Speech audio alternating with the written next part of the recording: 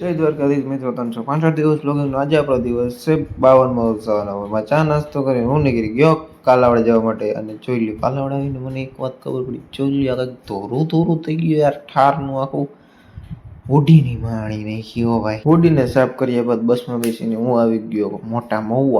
મહુવાથી હું આવી ગયો કોલેજે અને જોઈ લ્યો આ કરેલો આપણો કોડિંગ આપણું કોડિંગ લેક્ચર ભર્યા બાદ હું નીકળી ગયો કોલેજની બહાર અને